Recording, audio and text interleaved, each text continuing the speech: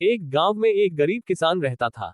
वहां पर 2-3 साल से बारिश नहीं हुई थी, जिस वजह से वहां की सारी जमीन सूख चुकी थी। किसान बहुत दुखी था क्योंकि वो अपने जमीन के ऊपर कोई फसल नहीं उगा पा रहा था।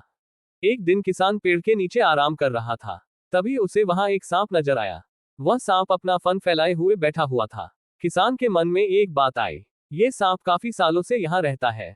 इसे भी इस अकाल के समय में मेरी तरह खाना ढूंढने में परेशानी होगी।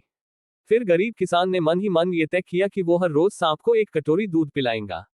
अगले ही दिन किसान एक कटोरी में दूध ले आया और सांप के बिल के पास रखकर कहने लगा, हे नागराज, आपको मेरा प्रणाम। मैंने कभी ध्यान नहीं दिया कि आप भी यही रहते हैं। सूखे की वजह से मैं तो परेशान हूं और मुझे लगता है आपको भी परेशानी हो रही होगी, इसलिए अब से मैं रोज आपको एक कटोरी दूध पिलाया करूंगा। ये बोलकर किसान ने वो कटोरी वही छोड़ दी और वहां से चला। अगले दिन सुबह जब वो कटोरी लेने वापस आया तो उसने देखा कि कटोरी में कुछ चमक रहा है। किसान ने कटोरी को उठाकर देखा तो उसके अंदर एक सोने का सिक्का था। फिर किसान हर रोज सांप को एक कटोरी दूध पिलाता और अगले दिन सुबह हर रोज उसे एक सोने का सिक्का मिलता। एक दिन किसान को किसी काम से शहर जाना था और उसने अपने बेटे को ये जिम्मेदारी सौंपी।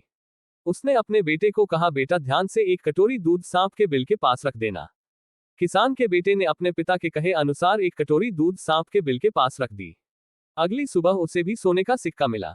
उसके बेटे ने सोचा कि यह सांप तो बड़ा कंजूस है, जरूर उसके पास बहुत सारे सोने के सिक्के होंगे।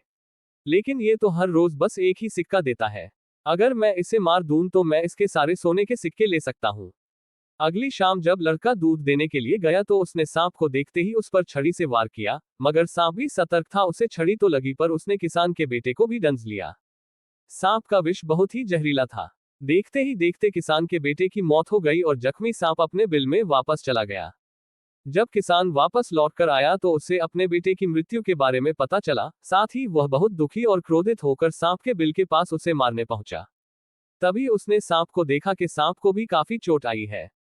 उसे देखते ही वह समझ गया कि उसके बेटे ने सांप पर हमला किया होगा।